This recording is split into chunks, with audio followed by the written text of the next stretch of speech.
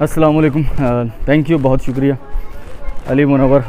Viewers, कैसे हाल हैं आपके?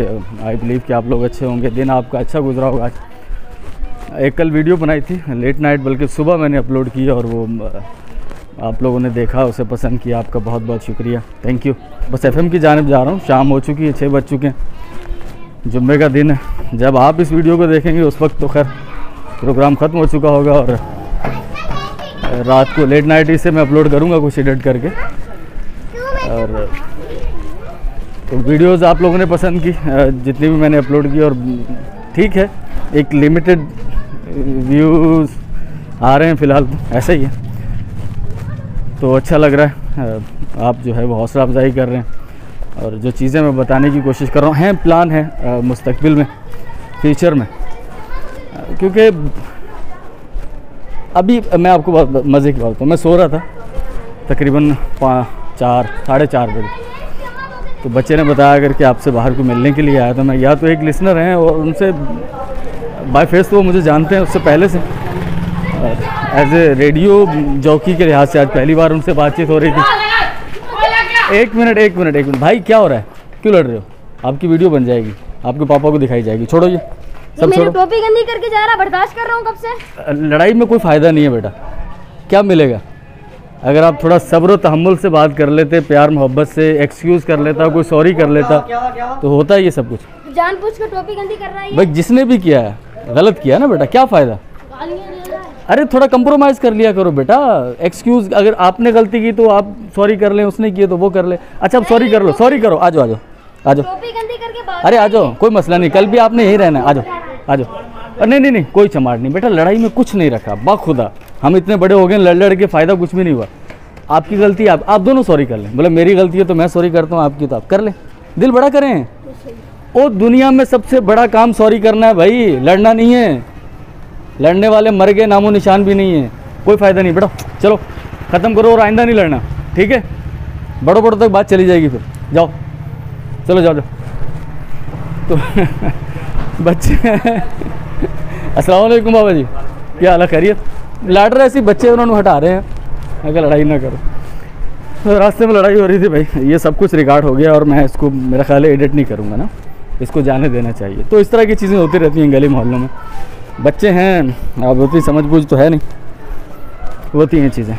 बहरहाल तो बात कहाँ से कहाँ तक चली जी? वो हाँ, वो शख्स मुझसे मिलने के लिए है, उन्हें भी शौक़ है इस चीज़ का। वो भी, सर क्या हाल है आपके? खैरियत से? अब ये सब व्लॉग इसी तरह से चलेगा कि लोग मिलते रहेंगे, उनसे बातचीत भी होती रहेगी। अस्सलाम वालेकुम सर, खैरियत से? ठीक है, पसीनों पसीनी वाक करके वेट लूज़ कर रहे हैं जी? माशाल्लाह। भाभी ने कहा नहीं, हाँ अपनी मर्जी से कर रहे हैं। चलें, अपनी मर्जी से। जा रहे हैं? मैं एफएम जा रहा हूँ, रेडियो। तो हाँ, उन्होंने कहा कि मैं आरजे बनना चाहता हूँ। मैंने कुछ वो होता ना हमारी फील्ड में होता है कि एक प्रोमो आप लोग एक जहन में रख लेते हैं कि भाई मैं इस तरह से जो है वो आगाज़ करूँगा इंट्रो, और मेरे साथ ये मामला बिल्कुल यकसर मुख्तलिफ है। मैंने शुरू के दिनों के अलावा, बहुत जल्दी चीज़ मुझे समझ आ गई, मैं इसी चीज़ को जोड़ देता हूँ उसके साथ कि हम लोग बहुत सारी चीज़ों में नाकाम क्यों हो जाते हैं। मैं मेरे इस लाइन को याद रखिएगा, मैं इसको कनेक्ट करूँगा फिर अपनी इसी बात से कि उसने वो एक मखसूस इंट्रो याद किया हुआ है कि मैंने ये इस तरह से मैंने आगाज़ करना है प्रोग्राम का और इस तरह से मैंने इंट्रो देना है भाई, धमाकेदार। तो मैंने कहा चलो सुनाओ। उसने सुनाया मुझे 2 मुख्तलिफ़ ज़ुबानों में, कौमी और रीजनल दोनों में। फिर मैंने कहा मेरा एक्सपीरियंस, अगर आप मेरा मशवरा माने तो रट्टा मतलब है।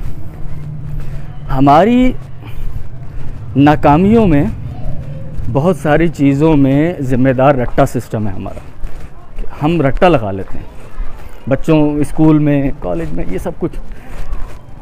और अगर वो चीज़ उससे थोड़ी सी मुख्तलिफ आ जाए या हो वही, लेकिन उससे थोड़ा अलग अंदाज में घुमा फिरा अगर पूछ लिया जाए तो हम फेल हो जाते हैं। आपने उन बच्चों को देखा होगा जिन्होंने गिनती याद की हुई होती है, या अल्फ़ाबेट अलफ बे पे ते से, जो भी, वो अगर रिदम में सुनाना शुरू करें, अलफ बे ते टे से जीम हे चे, वो सुनाते रहेंगे। गिनती भी 1 2 3 4 5 6 7 8 9 10 सुनाते रहेंगे। आप उनसे पूछें भाई 35 के बाद क्या आएगा, वो कहेंगे, पीछे आएंगे 30 31 32। अरे उनको बोलो भाई 35 के बाद बताओ, वो गड़बड़ा जाएंगे। उनको शुरू से पढ़ना पड़ेगा, क्योंकि रट्टा लगाया हुआ है। हालांकि वो 36 उन्हें पता ज़रूर है, लेकिन वो एक रिदम के साथ जुड़ा हुआ है। जब तक उनका रिदम पूरा नहीं होगा तब तक वो सुना नहीं पाएंगे, समझा नहीं पाएंगे आपको। तो यही सूरत हाल है हमारी कि हम लोग रट्टा सिस्टम पे बिलीव करते हैं ज़्यादा। तो मैंने रट्टे से मैंने कहा बाहर निकलो। जो चीज़ आपके अंदर है, जो एबिलिटी, जो क्वालिटी आपके अंदर है, उसी पर काम करो बस, सिंपल।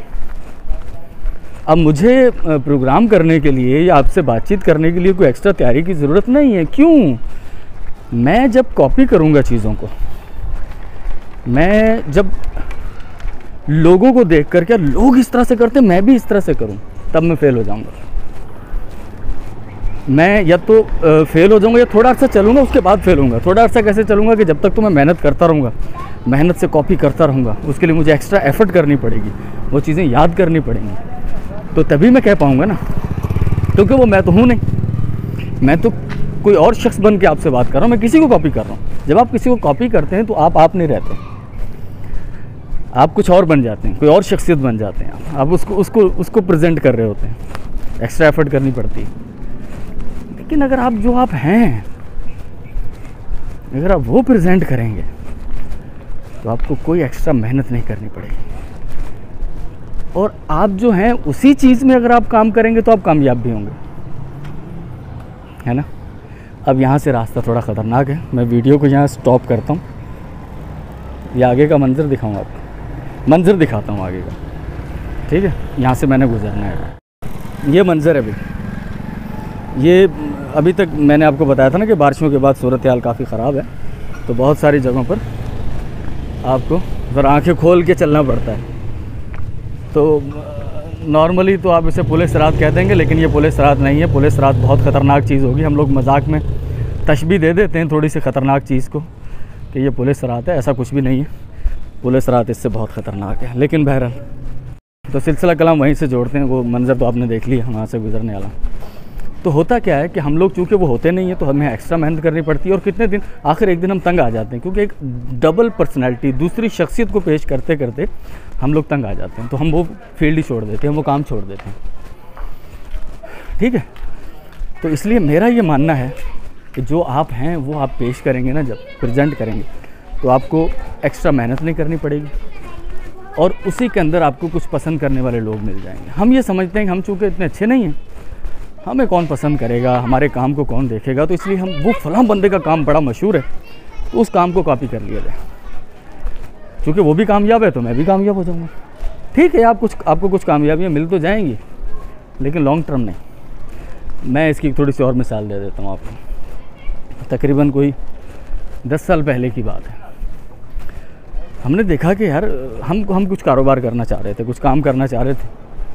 तो एक दोस्त भी थे साथ। हमने सोचा कि यार वो फलां जो शॉप है किस चीज़ की, मिठाई की, वो बड़ी कामयाब है यार, वो तो इतने पैसे कमा रहा है और ज़बरदस्त किस्म का ये वो, हम भी यही काम करते हैं।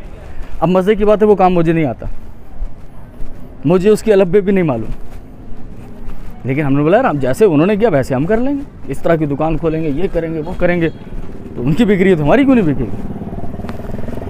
ये बात फिर याद रखिएगा, हमें उस काम की कुछ भी समझ नहीं, अलब्बे भी नहीं आता, लेकिन उस शख्स को, जो मेरा पार्टनर था, उसको थोड़ा बहुत कुछ समझ थी, इसकी नो-हाउ थी।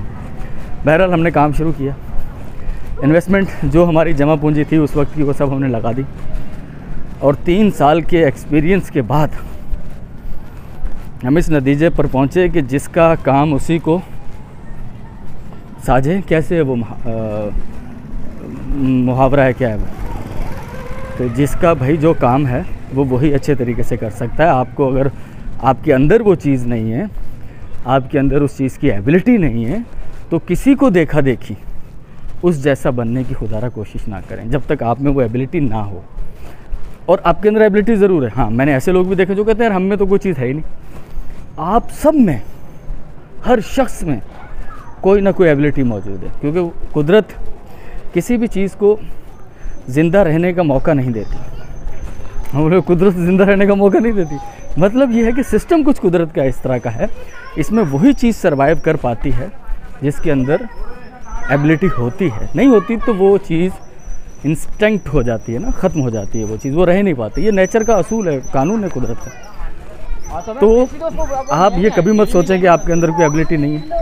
हाँ, एक चीज़ हो सकती है कि आपने अपनी वो एबिलिटी जानी ना हो, ये भी एक बड़ा मुश्किल काम होता है कि हम में से अक्सर लोग जिए चले जाते हैं, लेकिन हम लोग ये जान नहीं पाते कि हम लोग इस दुनिया में हैं क्यों, किस चीज़ के लिए हमें पैदा किया है, किस चीज़ के लिए हमें खल्क किया है कुदरत ने।